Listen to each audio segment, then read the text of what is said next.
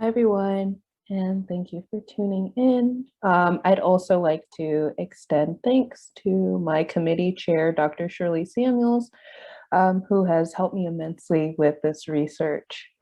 So I'm going to share my screen now and begin. So mapping the mobilization of the watermelon expands on my digital humanities project of the same name, which tracks the social transformation of the watermelon in North American visual culture, fine art, literature, and sound. Today, I take a microscope to that research and spotlight his view from 1896, All in the Dark from 1897, and William H. West's Big Minstrel Jubilee poster from 1900, in the hopes of uncovering how visualizations of desire, class, kinship, and community were brought together through the watermelon in an attempt to fix Blackness and the relationship it is visualized to have with the United States. While today I'm focusing on images from the 19th and 20th century that were depicted to demonize Black people, I don't seek to glorify this violent imagery.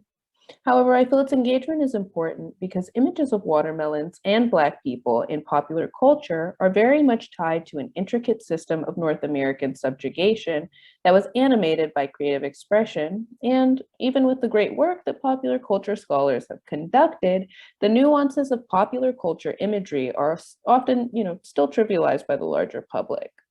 So rather than leaving the conversation at the watermelon stereotype is bad, this paper hopes to illuminate the watermelon as one of many sites where the visual struggle over the social world takes place in the United States.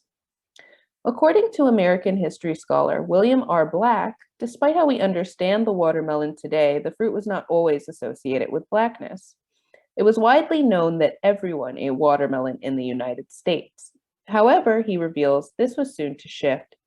In the South, slave owners sometimes provided the means for the enslaved to grow and harvest watermelons. This relationship to the watermelon benefited, as much as it could, both parties. Slave owners were able to retain a positive sense of self, while the enslaved were able to use the profit they made from the sale of watermelons in their personal lives.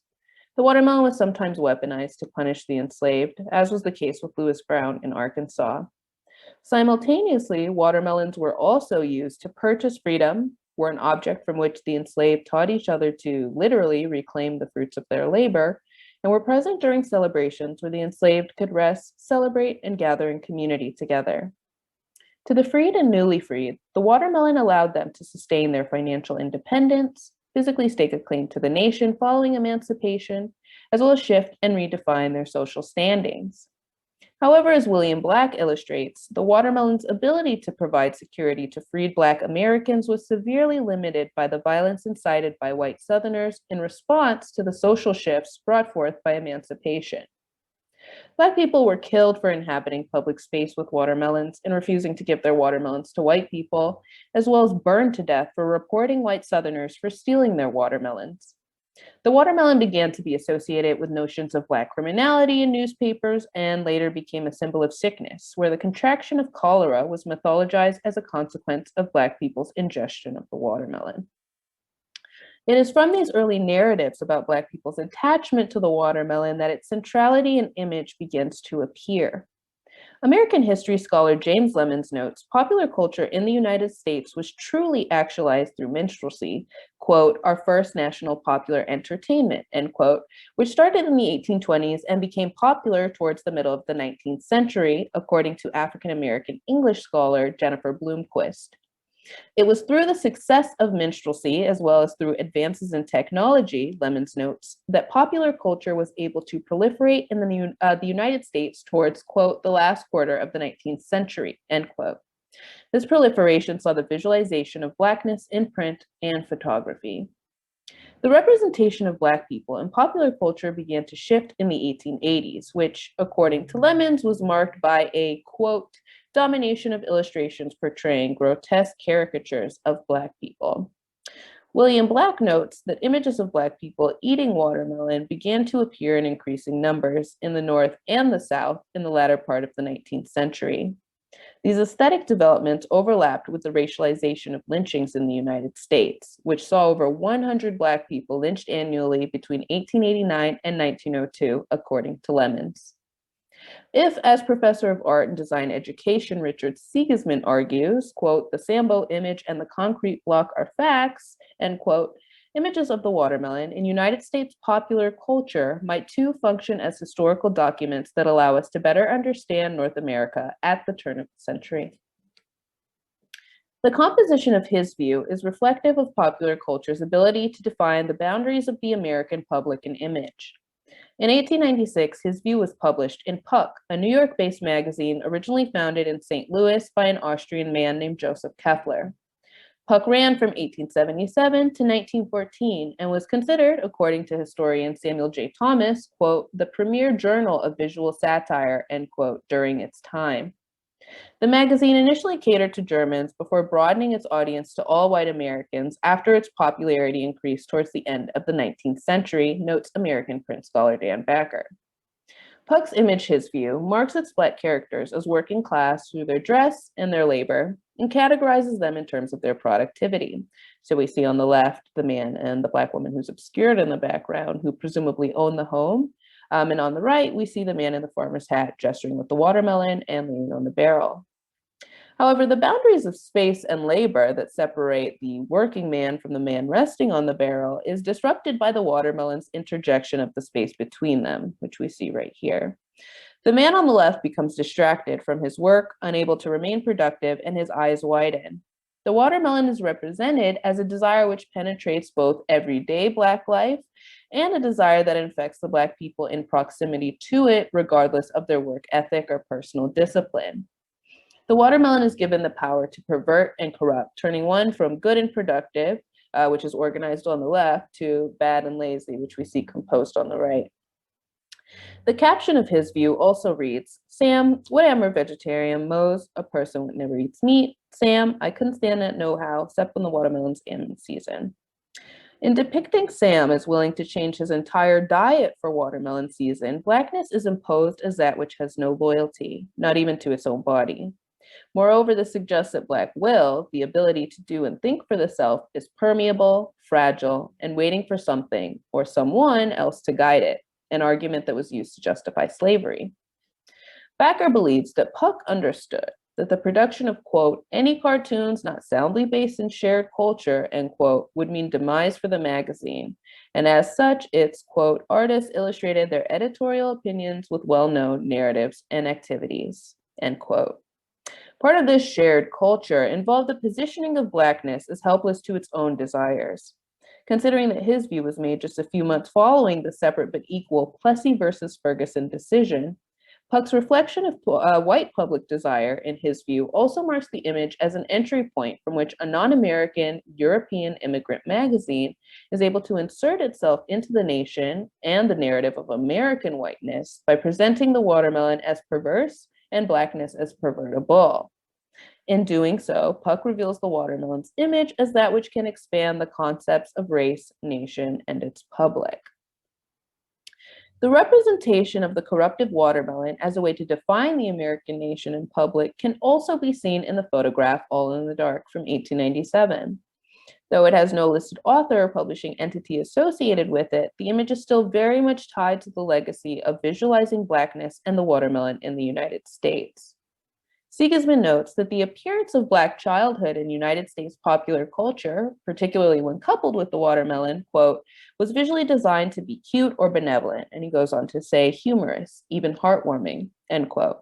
We see these designs in the capture of the child's smile and the identification of the child's poverty through his dress, both of which serve to highlight his contentment with being full. However, this benevolence shifts in the boy's choice to fulfill his desire in isolation, despite the fact that watermelons are typically, as William Black states, quote, shared, end quote. Additionally, his ingestion of the watermelon, the knife in the child's hand, and the poverty indicated by the child's clothes are all criminalized through the ambiguity of the caption. Is the watermelon all in him, the dark, or did he do something in the dark, like steal the watermelon? According to William Black, the trope of the watermelon thief was widely accepted by the white American public across the country by 1871. It was used both as, quote, a symbol for Black people's unfitness for freedom, end quote, and a way to, quote, delegitimize Black citizenship, end quote, visually and legally. And this is something we also saw with Tennessee's 1870 watermelon bill, and William Black outlines that further in his research. Here in this image, Black desire is illustrated as an affliction that begins in childhood, a genetic predisposition that inhibits Black people's participation in the nation. Coupled with the Plessy versus Ferguson Supreme Court decision made just a year prior, this image also echoes the sentiments of many who believe Black people had no right to equality, and positions Blackness as greedy, wanting more than its fill, and separating itself from the public and its own community because of desire. Moreover, we witness an anxiety around the threat of Blackness and Black people moving in between and outside of their designated spaces, which segregation attempted to define, and the possibility of moving in between them unseen. But this fear of what might happen when Blackness and Black people are removed from the white gaze is resolved in the imaging of the child's body, which renders him immobile. The viewer intrudes on the child after he has eaten an entire watermelon. His stomach protrudes, looking almost as if it's about to burst. As with his view, the child's body is visualized as permeable to desire. However, unlike his view, at the same time he's made permeable, the child is also marked as impermeable to discomfort and excess, placing his body outside of normative human ability. In line with the mandates of Blackness as a category of legal and spatial difference that occurred prior to this image, the watermelon in this image marks Blackness as a category of affective, biological, and bodily difference. The engagement of bodily difference we see in All in the Dark appears again a few years later in William H. West's Big Minstrel Jubilee poster from 1900. Popular entertainment scholar Anthony Slide notes that William H. West was a Black-based performer who initially collaborated with George Primrose from the 1870s to the 80s before founding a troupe together and disbanding in 1898, whereafter West formed his own show. On one poster for West's minstrel show, he is described as the progressive minstrel and was in part known for founding one of the first minstrel troupes to have a Black cast, though, as Bloomquist argues, Black people started participating in minstrel shows in the 1840s. West's posters typically feature depictions of him and other white performers, as well as depictions of Black people in comedic situations, sometimes attempting to reach beyond their class. In this poster, we witness a castration scene. A man in a farmer's hat holds a gun, guarding his watermelon yield, unaware that below him, a child grabs a watermelon beneath his legs. Two other children can be seen in the background, waiting for the other to return in anticipation. Cultural historian Eric Lott notes that castration scenes were often present in minstrel shows, which had a deeply invested interest in, quote, the penis, end quote, and argues that these scenes, quote, are telling proof of minstrelsy's need to figure Black sexual power and white male supremacy at one and the same time, end quote. If, as during and following slavery, property was considered an extension of the self, then the placement of the watermelon directly below the farmer's legs, the shape of the watermelon, and the watermelon's placement alongside the Black child reveal the watermelon as an extension of the farmer's body, a symbol of his ability to produce, either sexually or in terms of his agriculture or property. And at a time where the watermelon provided the means for Black people's social mobility, the means to have a family, and the means to maintain property following emancipation, the farmer's castration, which we see is marked by the watermelon's theft and his inability to protect it, these all puts these newly granted rights into question, and they become like the caption, the uncertainty of a sure thing. Furthermore, examining the depiction of the farmer, the child's theft of the watermelon, where childhood is again criminalized, and the ambiguity of whether it's the child or the watermelon that's being produced by the farmer, we see Blackness depicted as both in kinship and kinless. Performance studies scholar Elizabeth Dillon notes that clothing allowed for material kinships to be forged between the enslaved and the Caribbean. Through symbol, the characters of this image, I argue, are positioned in a visual kinship with the characters of his view and All in the Dark.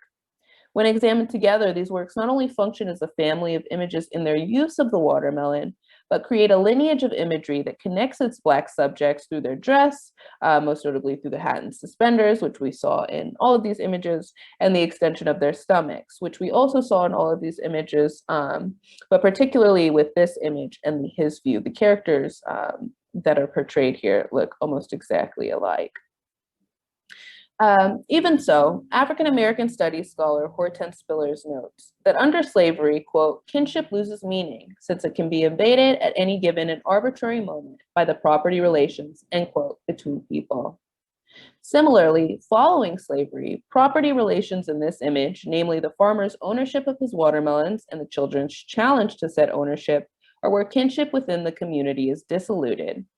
This not only suggests Blackness as unable to be in community, but furthermore marks it as a threat to itself, what seems to be a visual precursor to the mythology of Black on Black crime. Finally, noting that West Minstrel Show traveled and that its advertising posters would have been pasted near the site of performance, this image not only enacts an emasculation of its Black subject and satirizes Black people's claims to community and ownership, but places these constructions of Blackness in public space, effectively shaping the physical landscape across the US and beyond. The images outlined in this paper are just as important to understanding our past as they are to our present. In 2019, a group of 7th grade children, most of which were Black or Latine, went on a field trip to the Museum of Fine Arts, Boston. An employee of the museum, when discussing the code of conduct with the group, defined 3 rules: no food, no drink, no watermelon. Though they are masked as humorous, harmless, or familiar, an examination of the images of the watermelon is important because the watermelon has been utilized in the United States and its cultural institutions as an agent of alienation and generalization. And we must not forget that both of these acts have real material consequences in the United States, as evidenced by the death of Breonna Taylor. At the same time, a full understanding of the watermelon's history in the United States requires an inquiry into the creative practices of Black artists. It is through their work that we see how the social prescriptions accompanying the watermelon can and are refused, as well as how the watermelon's relationship to Blackness is constantly shifting in the United States. In Charles Ethan Porter's untitled Cracked Watermelon from 1890, which we see on the screen here, the viewer confronts a still life of an open-faced watermelon at the moment after what appears to be its rupture. Porter's painting destroys the watermelon, and in its destruction, liberates the watermelon's flesh from its enclosures. Porter and many other Black artists have claimed the watermelon as a tool to define one's social identity, one's nation, and their place within it. And like Porter, they each reveal that a watermelon shell can always be cracked and can always be open to the possibility of something new. Thank you.